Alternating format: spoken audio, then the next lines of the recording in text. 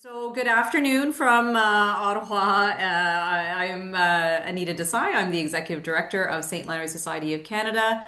And I did mention to the folks who were the early birds, but we are recording today's session, and it's going to be made available on our YouTube channel. We are going to make that available sometime shortly after today's session. And just if you do want to maintain your privacy, please feel free to change your display name. You can use the three dots at the top of your video screen and rename yourself or turn off your video. And I'll just get us started quickly with the acknowledgement that St. Leonard Society of Canada is located in Ottawa on the traditional unceded Anishinaabe Algonquin territory. Our 10 member organizations of our network are located on various traditional unceded lands across the country, as are many of you who are gathering alongside us today from places that are home to many First Nations, Métis, and Inuit people. For those of you who are new to our work, I'm seeing a lot of familiar faces, so bear with me for those who know us, but I'm seeing a few unfamiliar names as well. St. Leonard's Canada is a national membership-based organization, and we bring together a network of individuals and organizations to collectively address the needs of people who are involved in the criminal justice system. So, beginning with supportive housing, we work together to advocate for safer, healthier, and more inclusive communities. And our purpose is to promote humane and informed criminal and social justice policy, practice, and responsible leadership to foster safer communities. So today's webinar is part of a series, our Community Connections webinar series, which will continue monthly until the summer, which I'm sure will sneak up faster than any of us can imagine. But we're delighted today to have some really exciting guests with us. For those of us who are joining for the first time, our series is really aiming to promote public education to advance humane and informed criminal and social justice policies and practices. And each of our session features a different guest speaker or speakers who will explore what's working, what's possible, and what still needs to change on some key social and criminal justice issues, particularly those that are relevant to the federal framework to reduce recidivism. That's sort of like our thread for this year's series. So we're joined today by Michael Oates, who is the Executive Director of St. Leonard's Community Services London and Region, Madison Froese, the Manager of Forensic Supportive Housing Programs, and Ryan Teraverst, Manager of Project Home. They're all collectively part of St. Leonard's Community Services London and Region, and we're just delighted to have them here today to talk about the intersection of housing with the criminal justice sector. So I'm going to pass it over to Michael, and he's going to set up his team for all of you to listen to today. So, Michael, over to you. Thank you, Anita. We're thrilled to be here today. Many of you may be familiar with St. Leonard's London, but if not, I'll take just a moment to give some history before turning it over to Madison and Ryan. So as of Monday, St. Leonard's London has been around for 57 years. So like many of our peer organizations, we started off working with those in the justice system through halfway houses. Over the years that our organization has grown, and now we're doing a number of different things. So we're working with youth that may be involved in the justice system. We have a developmental services program. But about a decade or so ago, we started getting involved with individuals experiencing homelessness. And not necessarily because they were involved with the justice system per se, but because we know that homelessness can be a risk factor that may lead to justice involvement. So what started out as a small program of less than 10 staff 10 years or so ago has now grown to several different programs involving almost 50 staff and has resulted in St. Leonard's being one of the largest housing first programs operating within London's homelessness prevention system. So Madison and Ryan are two of our managers. Madison manages our forensic and supportive housing programs.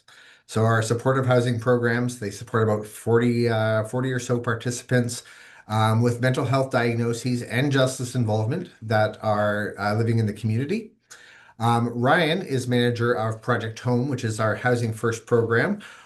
which supports hundreds of participants in our community, but also coordinates housing finding for about a half dozen or so other housing first agencies, all working together to try and deal with the escalating homelessness crisis in London. So with that, I will stop talking and I will turn it over to Ryan and Madison to talk more about the work that they and their teams do. Hi, everybody. As Michael said, my name is Ryan. I'm the manager of Project Home with St. Leonard's. And Hi, I'm I'm Madison. I am program manager, as Michael said, for our forensic and supportive housing programs, which also includes one of our residential programs here in London. so we'll sort of go over a brief overview of our programs, how we're supporting people who need help in the community, and then we'll leave a bunch of space for questions or comments or anything of that nature. I know that some people have submitted some questions beforehand, so we can sort of talk about those things. But if anything else comes up during our presentation, please feel free to put those in the chat, and we'll have a discussion later on. So for those of you who aren't familiar with Project Home, Project Home is a housing first program. We operate under the housing first philosophy.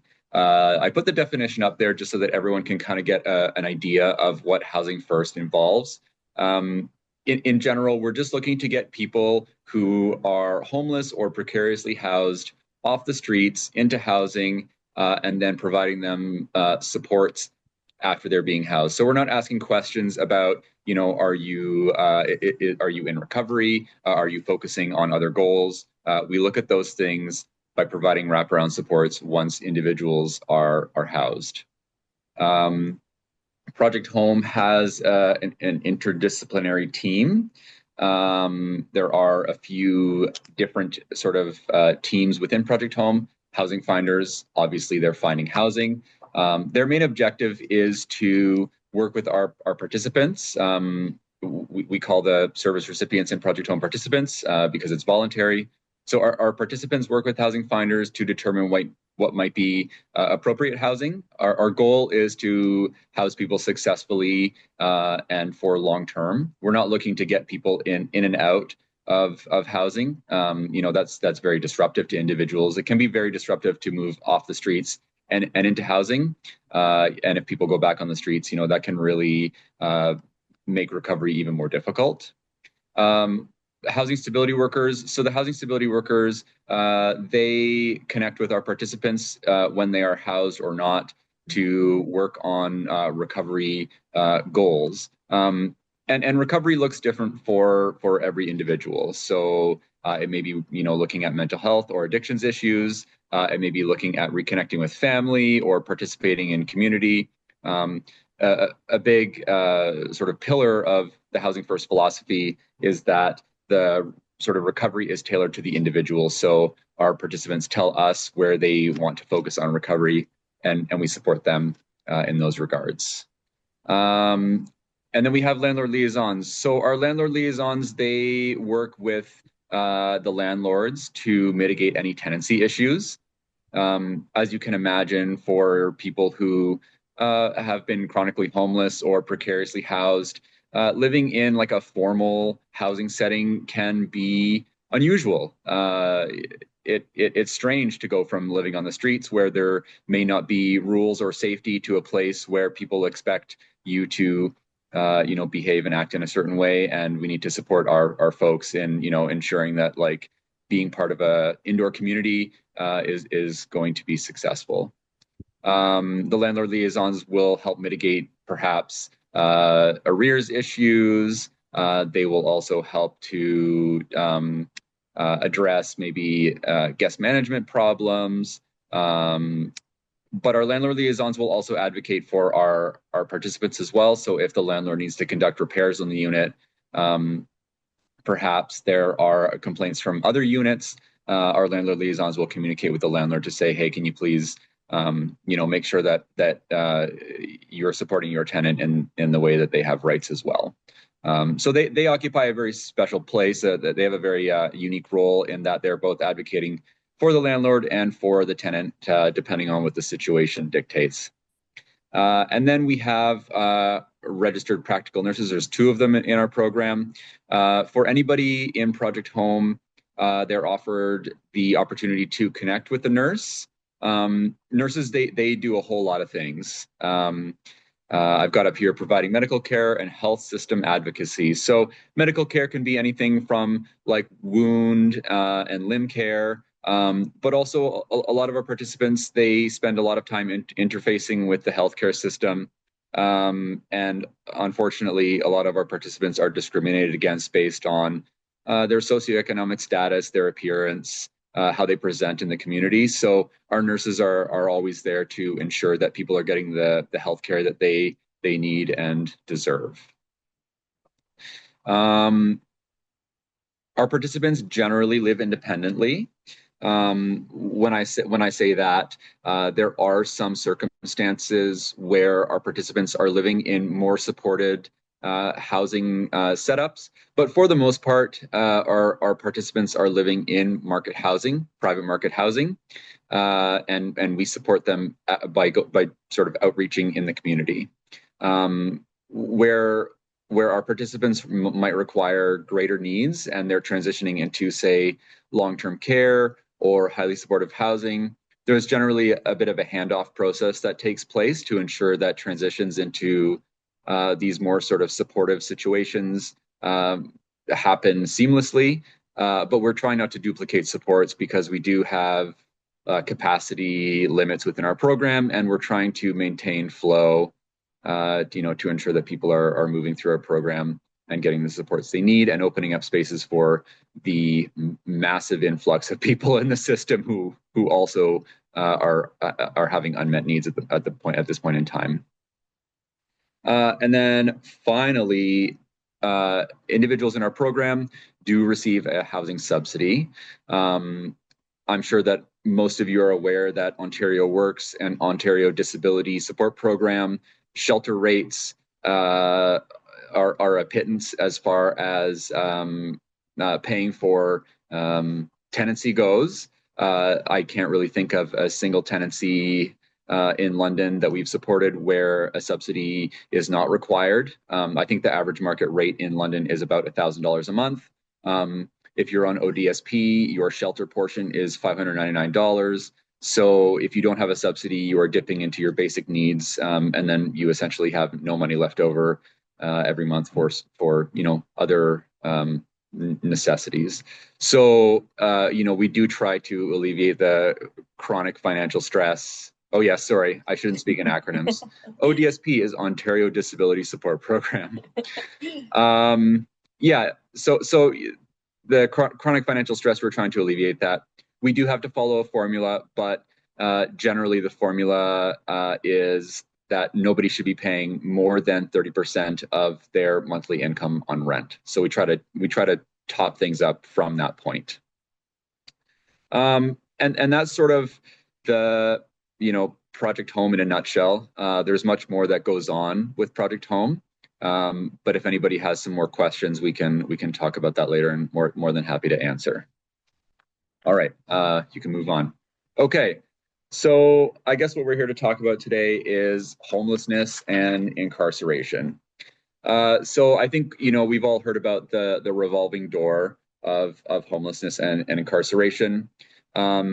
There have been many regressive policies and laws that have been put in place over time that make being homeless essentially illegal. If we look at things like the Safer Streets and Communities Act, specifically in Ontario, Premier Ford's attack on tenants most recently.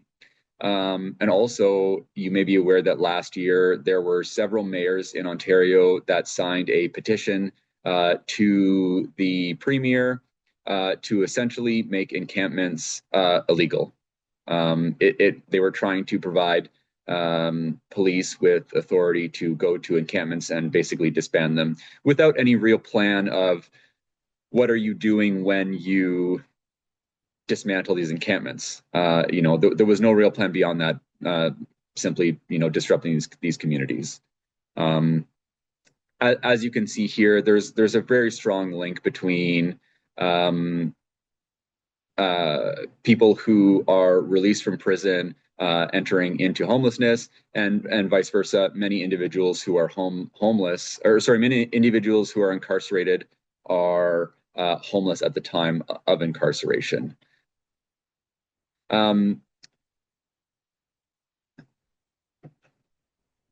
Yes, and somebody commented, "All while the taxpayer is paying their grossly overrated expenses." I was reading a statistic that many people, like even small economic downturns, impact individuals greatly. I think I was reading that approximately a 1% increase in the unemployment rate is directly correlated to a 1% increase in homelessness. So there's sort of a very strong direction, that people are experiencing where, if your income is cut short, many people are ending up homeless, and then they interface with the criminal justice system because of the regressive policies that, I was talking about a minute ago, that make it very difficult to exist in public and not, violate laws on top of crimes of survival that we might consider. People are shoplifting to feed themselves. I don't know if I blame people for doing that. If you're starving, what else are you going to do? All right, you can move on to the next slide. So, what are the barriers in accessing and maintaining housing? I'm speaking from my program's perspective, so I can appreciate that other people might have different points of view on this. While Project Home is a housing first program, because most of the housing stock that we can access is private market housing, landlords don't care that we are a housing first program. Landlords are still looking for things like credit scores, references, housing history. Many of our participants don't have any of these things. And so our housing stability workers work with our participants to try to put together references, try to obtain IDs, setting up income. There's a lot of barriers that exist if you are homeless and you have sort of a poor housing history or credit history to get you into new housing. Also, I mean, this is anecdotally speaking, but I've noticed that I guess the intensity of supports is increasing when we look at the toxic drug supply, the duration that people are on the streets, the increase in cost of living, and the decrease in community resources. These all play into the escalation of needs that people are experiencing who are living on the streets. And on top of that, the nonprofit housing sector, there's simply not enough housing. So the folks who have been on the streets for the longest, who have the highest level of need and comorbidities, they have difficulty entering into market housing because a lot of these people do require supports well and beyond, like a daily visit. Many of them need medication maintenance and check-ins frequently to be successful in their housing. So, these are all challenges that we experience in our program. So I know that there's a lot of doom and gloom here, but I also did want to sort of summarize my part with a little bit of a positive note. So this was a participant that's been in our program now since last year, I suppose. So they've been with us for over a year. So she says, I was homeless from January 2012 until July 2020. Another community agency found me a place where I live from July 2020 until last year. I stayed at my daughter's for a bit. Then I became homeless again in December of 2024. Then the city connected me with Project Home. I'm so happy here. My grandchildren visit often. I'm doing a great job keeping up with my apartment. I feel safe. I look forward to your visits. I appreciate you and the workers that support this person at with Project Home. And thank you. So, in spite of all the challenges we experience and, the interaction with the criminal justice system, I do like to see that we do good work and there are success stories here and there. So anyways, that's it for me. Pass it over to Madison. So I'm going to do, as Ryan did, a quick overview of a couple of our supportive housing programs. One being our mental health justice supportive housing program, or as we call it, MHJ, because that is a very long title for a name for a program. And then the other one being the forensic supportive housing program, which we refer to as FSHOP. So in MHJ, we are supporting individuals who are experiencing mental health and or addiction challenges, and people that are currently justice involved. So anybody who comes onto our caseload has current justice involvement, whether it's probation, whether they're just entering the system, like with their first charges. We have supported individuals who are exiting the federal criminal justice system as well, so some sort of criminal justice involvement. Developing independence in maintaining their well-being and their ability to remain outside of the justice system are the program's primary aims. That, of course, is kind of based on the individual themselves. As Ryan alluded to earlier, success is different depending on who it is. So it's just kind of like keeping somebody on the track to wellness. For MHJ, there's not a set time limit on supports for them. It depends on that individual themselves, their engagement with the program and staff. And again, it's determined on an individual basis. For FSHOP, very similar as well. The types of support we offer are similar. However, we are working with individuals coming from the forensic mental health system, which is a whole other ball game. It's a system that I could have many, many other chats on to try to explain. But in a nutshell, the forensic mental health system works with people who are under the Ontario Review Board. These are people coming into the criminal justice system but are found not criminally responsible at the time of the offense due to their mental health. Instead of going to a prison or going through a traditional criminal justice system, these individuals are brought into a forensic mental health hospital.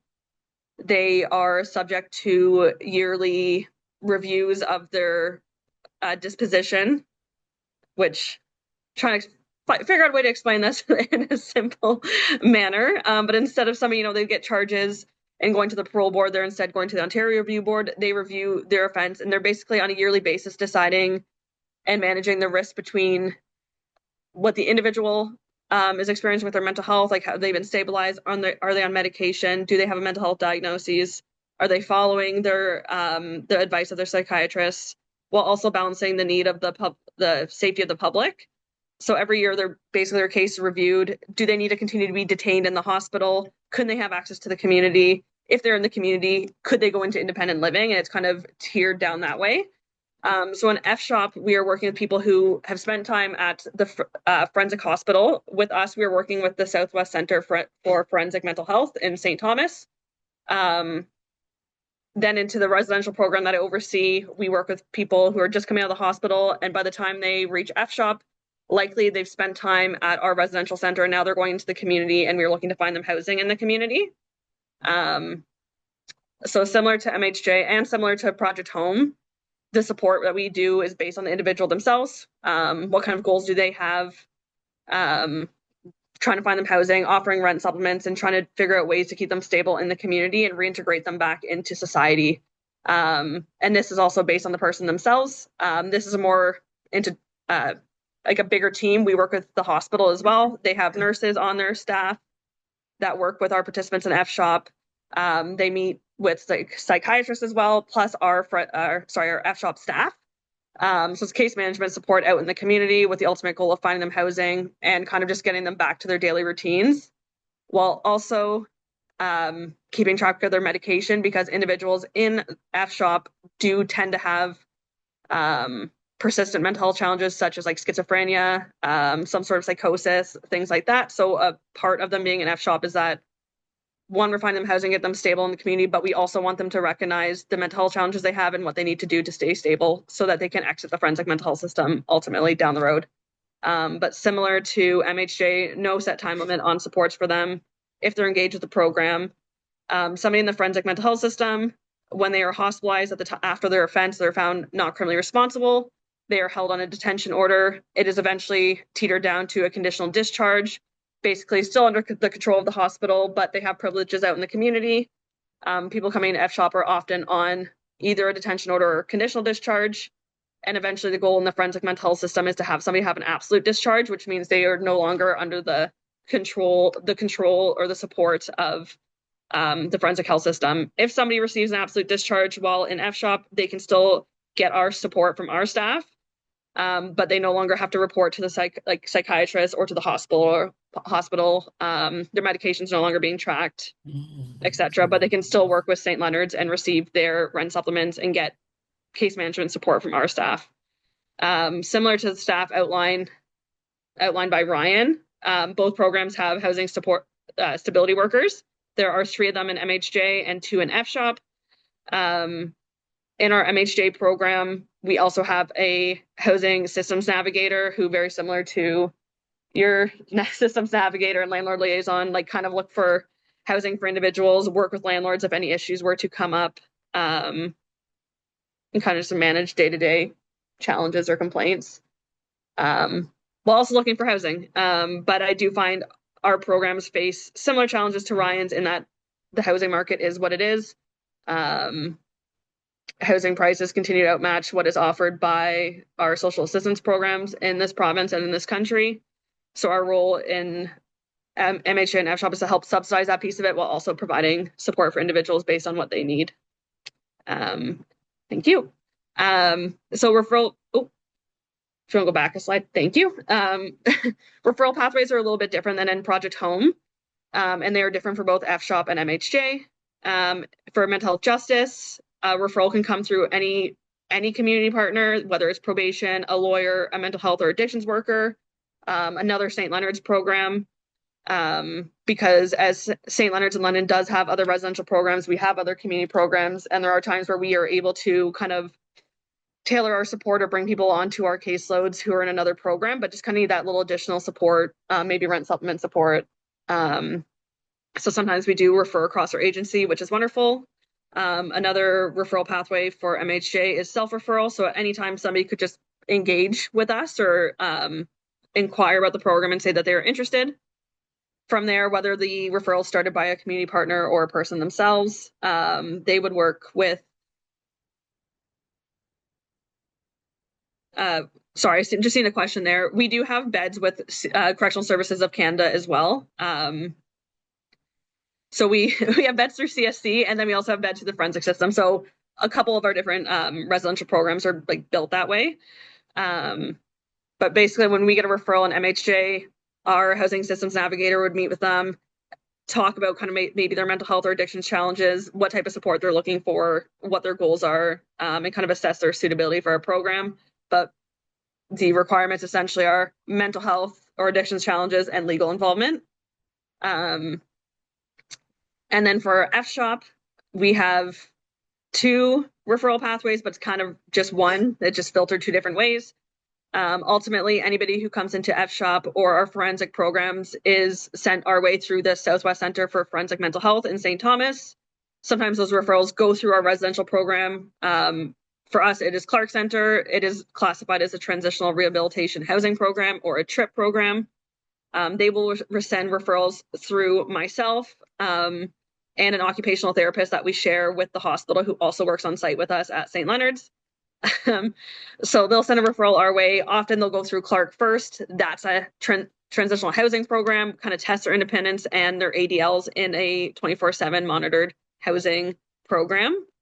Once they've gone through there, sometimes we will talk about whether somebody is suitable for FSHOP or not. If they are, we will send that referral, and it provides a nice warm transfer because our FSHOP staff can start working with an individual while they're housed in one of our housing programs and start for the housing search, get their ODSP, OW, or whatever it is sorted, and then find them housing and continue working with them in the community. That is our ideal referral pathway.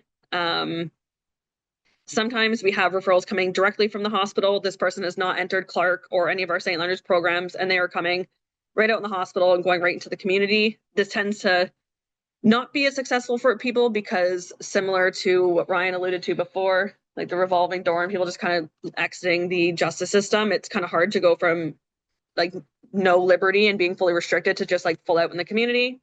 But that is another pathway. Sometimes we discuss it, bringing someone right from hospital into an independent housing unit. Any referrals for our FSHOP program are decided with myself and our FSHOP staff, plus the hospital. So that includes, again, a psychiatrist, an OT, a nurse. Yeah.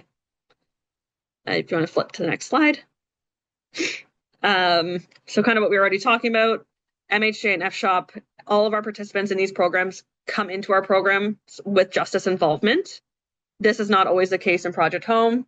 Not all of their participants have justice involvement, but are still considered at risk due to challenges related to housing, instability, poverty, etc. It is possible for our individuals in MHJ and FSHOP to exit the justice system, and that is an ultimate goal. But they do enter our programs because they've had some sort of justice involvement.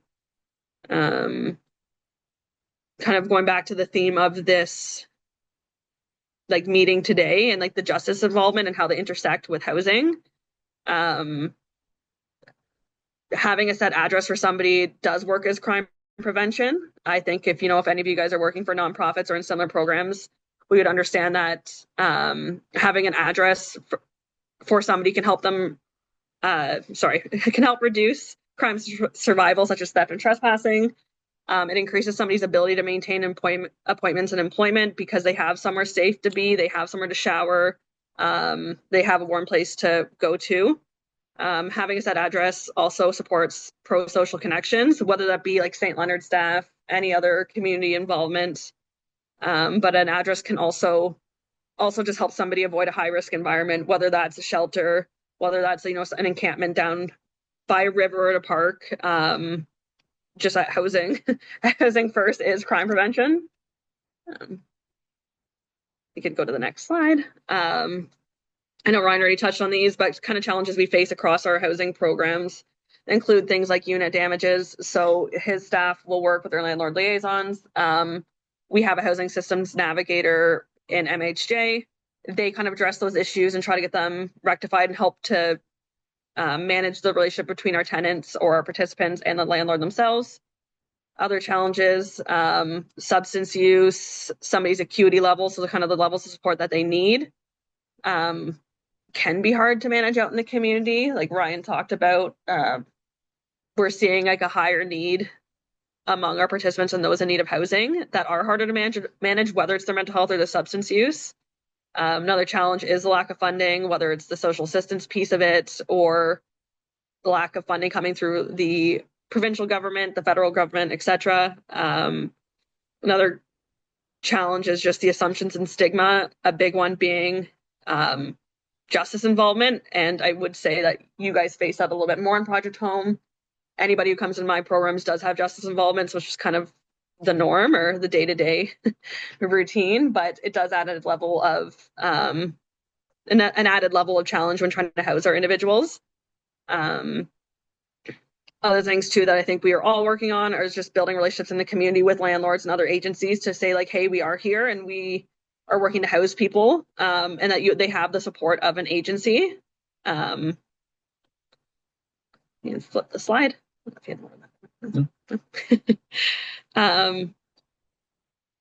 So I guess I can speak to the Project Home discharges.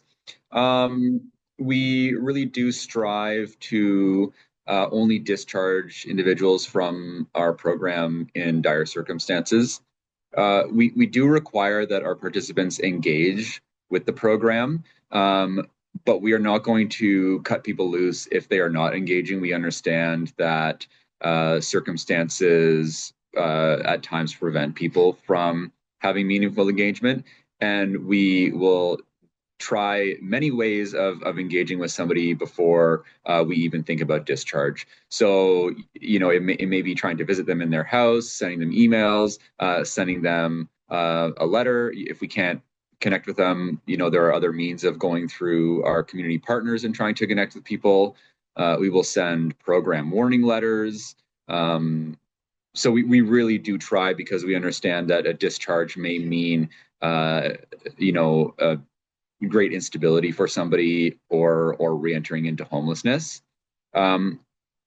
And then voluntary withdrawal, from time to time, people decide that they no longer want to receive supports from Project Home, and we entirely respect that choice. And then also, I guess on the happier side of things, we do have individuals that graduate from Project Home. And graduation is a slow process. We look at folks who sort of have been here for a while and who are stable. And when check-ins start to look like, hey, how's it going? Everything's good. All right, we'll see you later. Then we have conversations about what it's going to look like to not have Project Home in your life in a few months' time. And then preparing people for what that looks like, bill management, paying rent by yourself, maintaining your appointments and other things like that. So graduation from Project Home is not a surprise. The last thing we want is to graduate somebody from Project Home and for them to end up back at our door 6 months down the road. That would be a big failing, and we avoid that at all costs. Thanks, Michael, for responding to that. I will get a bit to the funding piece as well in the next couple of slides. Similar to Project Home for MHJ, we try to work with people as well, and we don't want to just pull support from somebody, particularly somebody that we are providing a rent supplement for. However, engagement is a part of what we are funded for and how our program was built. And again, engagement kind of looks different for everybody. It's often when somebody comes in to our support or our services, meeting maybe once, twice a week, as they, hopefully find housing, they are successfully housed, they're making all their probation appointments. Maybe now they've ended probation successfully. We tend to start to scale back on supports. Maybe it's a once a month visit, twice a month, whatever that person needs. So similar to what Ryan said, if somebody's not engaging or you have set meetings and they don't show up or they don't answer the door, we try to be creative. We'll leave notes under the door. We will leave messages for them on other ways that they've given us consent to speak to them by, whether it's email or through another friend. Try to be creative and give some people some grace. Kind of the hard lines on it would be for discharge or an automatic discharge, which I don't like to say it like that, but a kind of automatic discharge. If somebody was incarcerated or hospitalized for over 3 months, that would be a reason for discharge, assuming there's not a likely plan or it's not going to be likely that they're out sooner than then or sooner after those 3 months. We try to keep people from going back into custody, but unfortunately that is not always the case. Some other reasons for discharge from our program include unit damage and untidiness, when it is tied along with somebody being unwilling to work with staff or work towards those goals, whether it be, we connect through other community resources to offer hoarding resources or other cleaning supports or teachings for how to maintain a unit. But we're very flexible and we try to work with people and be creative in different ways just to support somebody. And similar to what Ryan said on the graduation piece, when we've successfully housed somebody and they're no longer needing our support, but maybe they need that rent supplement piece, we have worked to find other ways of funding, whether it be through COB or the Canadian Ontario Housing Benefit. Yeah. That's right. Okay. The COB funding or finding some other way to supplement their rent. Otherwise, same thing, we try to be flexible. We don't want to just take somebody off our support and kind of leave them back in the same position, if not worse than when we started working with them. For F-SHOP, similar, just with an added layer of some of the legality pieces of it, because when somebody enters F-SHOP, they're on a disposition from the ORB or from the forensic hospital. If they were to be non-compliant with those conditions, it's likely that they could be going back to hospital or their disposition is going to be reviewed by the board. And maybe that means hospitalization. So if that comes up, then we have to discuss about discharge, whether they're going back to hospital for a stabilization period, whether we're giving up their apartment, etc. But that is made in collaboration with our supports at the hospital, their outreach teams and our team as well. Some of these other pieces kind of tie into the disposition. But if somebody went out of contact from somebody,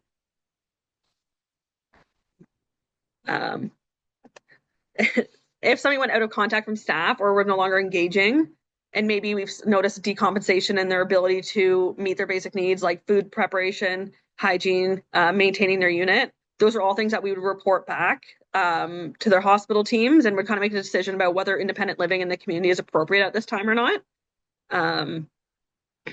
So I see one question there that's kind of easy to answer along this. In FSHOP, we are funded to support 10 to 12 individuals in the community, and we are able to provide rent supplements for them. And then in MHJ, we support up to 30 individuals and can provide rent supplements for them. Yeah, there's been some interesting questions that have popped up, so we'll try to just go through them here. So Fallon asked, if someone is discharged, are they connected with another agency, or would they be on their own? So generally, if someone is considered to be a successful graduation from the program, we're considering that they don't require supports from Project Home anymore.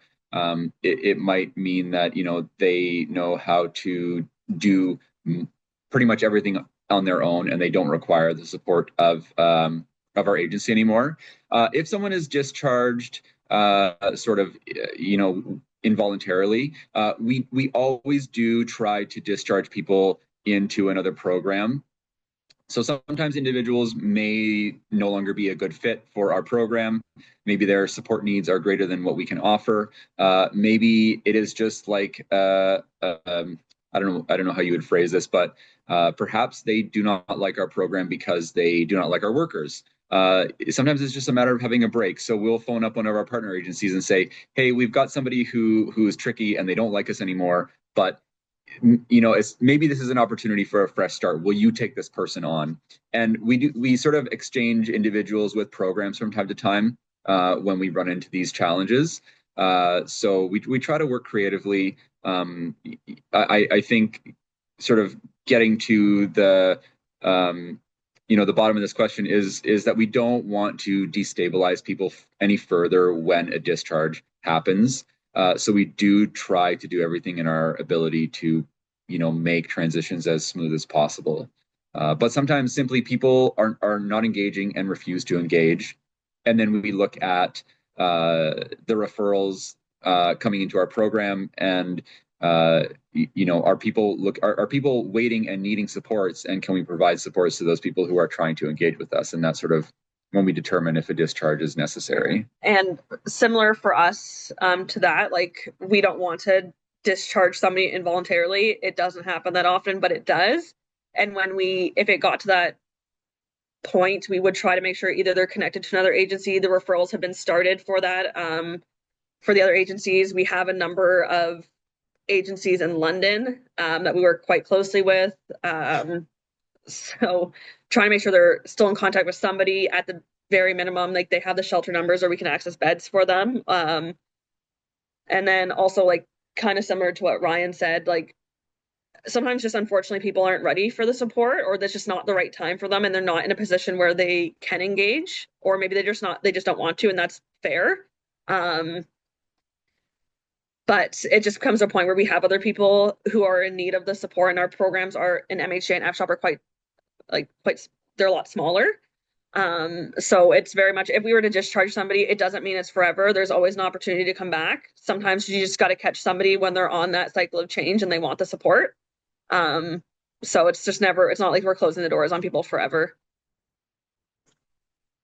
Pamela asked, how many housing units are in play in the program? So Project Home doesn't have any, we don't own housing. We work with the community to find housing. Currently, we work with landlords to support over 300 tenancies at the moment, and that is over 500 individuals. Yeah. And the same thing, we don't have any housing units in our program. We do have landlords we work closely with, and and Michael kind of answered that question anyway. Michael. He was just answering our questions for us. But yeah, we don't have our own apartments or anything, but we do have particular landlords that we have good relationships with, that say somebody successfully graduated or moved on to something different, that like they'll look to us and be like, hey, do you have somebody else you want to move in? Which is wonderful. Do you want to make it bigger? That was Michael's answer. Oh. Yeah. All right.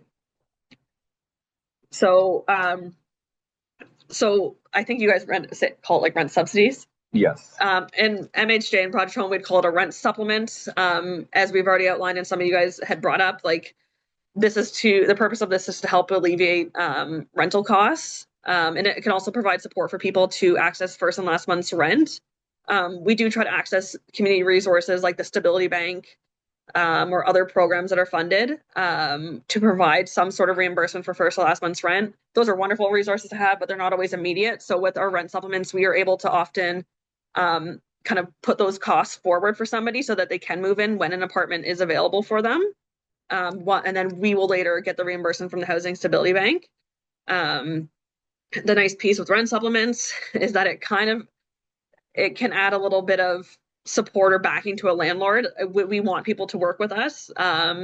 Yes, we work with high acuity individuals, or people that are unhousable, etc. But if you just throw in that they're working with an agency, sometimes that's enough for them to be willing to work with us, and that can be an in. So the rent supplements allow us to be able to say, like, you will get a guaranteed payment to from our agency to pay this person's rent. So that often helps to get people in. Rent supplements also just help somebody secure housing that they otherwise would not be able to afford. And the goal is to someday maybe they will be able to afford it, or we'll find something else. But it's just helping people enter a very, very difficult housing market.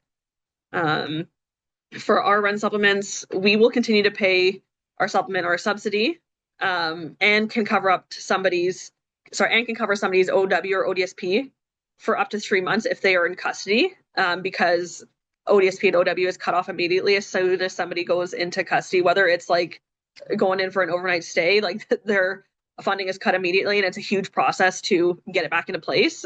So we are able to continue paying somebody's rent, and we'll work out the details, the OW and ODSP piece on our end later. But I know that also provides reassurance to our participants and to the landlords that we work with that rent is still coming, and that 3-month buffer allows people to kind of figure out what's going on and whether maintaining their current housing is still appropriate or not. For our rent supplements for MHJ and FSHOP, they are funded through the Ministry of Health. And I think similar to how Ryan had, what you spoke on before, if somebody was employed or they're paying some of their rent, we aimed that it's 30% of their gross income would go towards their rent. If they receive OW or ODSP, we would just expect that their shelter portion is going toward the rent, and then our rent supplements would cover the rest or cover the difference. And we generally would support funding for apartments that are $1,400 or less. There's room for up or down on that depending on the person, but generally that's kind of the market rate we will enter into with our program participants. All right. So a couple of questions came through before our presentation here. Somebody had asked, are criminal background checks reasonable? I don't know. That's a pretty broad question. So I'm not sure what exactly. Did we mean participants? Did we mean staff? Or was there some context that could be added to that so we could answer that maybe more appropriately? Yeah. I might weigh in on this a little bit just because we hear about this every now and then as well. And so I wonder if it's about maybe for folks who are exiting your program, if they're going into other spaces where a landlord might require a criminal background check as part of the rental agreement, does that become a barrier at some point for people? I mean, I can certainly answer the question maybe from a more general profiling kind of point of view. When our housing finders are working with landlords and trying to find the right fit, they are generally determining whether or not the landlord is profiling people based on socioeconomic status, background, race, culture, income. And sometimes landlords ask questions that are quite leading and charged, gender as well, yeah. And our housing finders are attuned to knowing that if a landlord is asking a question or making a statement like, well, I don't want this person to have any guests over, that is a red flag for our team to say, well, maybe this landlord is not somebody that we want to work with at this moment. Or do we need to be having conversations with this landlord about the appropriateness of these types of questions? We would never encourage or condone criminal background checks when applying for units. I mean, it's a violation of someone's rights. but there are other sort of nuances where landlords ask questions and you can kind of tell what they're trying to get at. Yeah, I don't know if that maybe answers your question, Anita. Yeah, I mean, I will say it wasn't my question. I was just trying to see if I could refine it for you Right, to reduce right. the scope of it. But no, I think that's helpful. And also, I think like with our staff, it's similar to what Ryan said, whether it's housing or any other type of support, like a job in that, it's just trying to help our participants along the path and decide like, okay, should I be answering this question? Like, what do I answer? Is it like if they haven't asked that you're not lying, you don't have to like present information that's not being asked of you or is legally required. And it's just trying to learn or coach that like that line of how much is too much to disclose, what can somebody legally ask you, and that. So it's kind of the benefit of working with a agency is that we have staff who are well equipped to handle those things and field through those types of questions or nuances. And I think we are fortunate enough that we work with a number of landlords who understand our program now, and they have faith that we are putting forward applicants that are a good fit for the buildings that they operate. And so oftentimes the housing finders will say, I've got an individual who may have these particular challenges, but I know that this landlord is willing to work with us on somebody with these challenges because they recognize that we do provide supports. And these are the people that we try to work with and build relationships with. And the more we get our name out there and the more sort of long-term relationships we have with landlords, I think the more credibility we have as an agency when we're approaching landlords.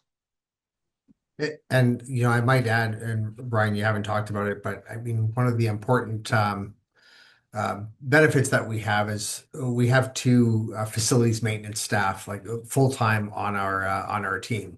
So if we do have an issue in a landlord's unit where perhaps a participant has caused damage, or they've had guests over and there's been damage to a unit, we will often be able to go in and sort of fix those damages and so on at no cost to the landlord, which way they tend to like, and it just allows us to maintain that relationship in a way that might not otherwise be possible. Yeah, and there are occasions where perhaps a tenancy is not going well, not as we expect. And as Michael said, we might bring in our facilities team to remediate the unit. And many times the landlord is willing to re-rent that unit to us if we show that we are acting in good faith. And oftentimes we can prevent evictions by doing this. We'll say, okay, give us a couple of months. Like we know that the tenancy is not working out. We're going to find this person someplace else to live. We'll fix up the unit. Will you re-rent it? And many times landlords are more than happy to do that. And then the second question that had been asked ahead of time was, how will we access funding to help people who have just been released? For our programs, kind of any sort of funding or rent supplement or subsidy that comes along with it means that somebody's being referred into a program and has been accepted for support. It's probably a little lower barrier to get into the MHJ program than it is through FSHOP. For FSHOP, you have to go through the forensic mental health system, which you wouldn't recommend to somebody to do if they did not need it.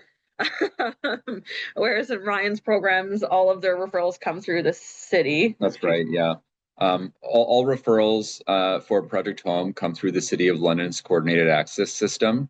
The intention is to ensure that people who have entered the queue sort of are seen at their place in line, I suppose.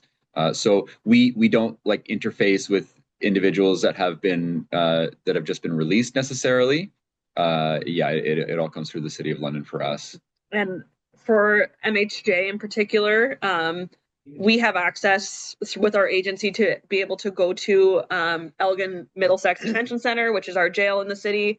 And we can, if somebody's on our referral list and we know they're in custody and we know like we've been in touch with staff there and we know maybe their release date's coming up, our staff can go into EMDC and kind of pre-screen them. So it's like maybe we could match support as soon as they come out and maybe we've already been able to start looking for housing for them. So it's like we try to be proactive while also working on a referral list that is quite long and there are tons of people in need. So it's trying to constantly find that balance of being like who's next in line, but also who's kind of at that point where they need the support now and could we make it the most smooth of transfer possible.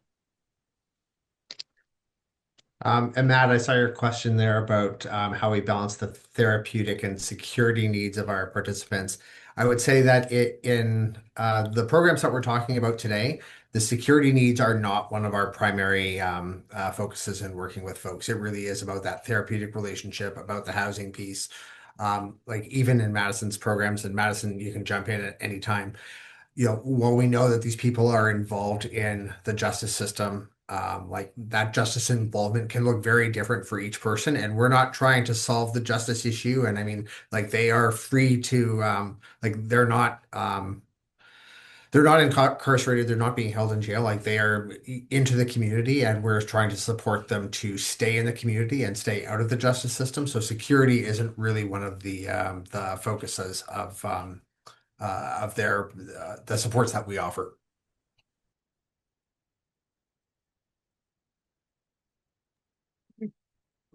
So I think that those were all the questions, unless somebody wants to ask anything. I just looked at the time here, and we're almost up, which is I didn't think we would have a full hour, but here we are. Here we are. I know I just started putting things in the chat because the questions have been so good and you guys have been so diligent about answering them in such a comprehensive way. But I did want to just flag in the couple minutes we have left before everyone takes off for, I'm sure, a 2 p.m. meeting or the next meeting in the next hour, that we do have an evaluation to help us improve future surveys. The link is in the chat there. We also have the next webinar in our series will focus on the intersection between healthcare and the justice system. And so that's going to feature a presentation by Leslie Barnes and some of her team over at St. Leonard's Place Peel, and that's scheduled for February 25th at the same time. We'll put the link to register for that in the chat if we can, but if you've registered for today, you'll get an email to subscribe to the next one. I do want to take a moment before everyone disappears to say thank you to Ryan and Madison and Michael for such a wonderful presentation today. I think people really took away a lot. There's an opportunity if anyone is interested in speaking with any of the members of this team or want me to field emails, feel free to reach out to St. Leonard's Canada. We can put you in touch with these folks and you can look at scaling up maybe some of the things you're doing in your community or getting ideas about how you can do what they're doing if it seems like a good fit for where you live. So I think off the top, I noticed that there's people as far west as BC and as far east as Halifax, and so I think you guys made a great impact here to communicate what you're doing across the folks who attended here today. And I hope you can all take this work back to your communities and see how you can do similar things to remove barriers to housing. So I'm happy to leave this open for a few more minutes, but respecting that people may need to leave in the next minute, we'll stick around and if there's any lingering questions for people. But yeah, thank you all so much, and we look forward to seeing you on February 25th for the next webinar in our series. Have a great day, everyone.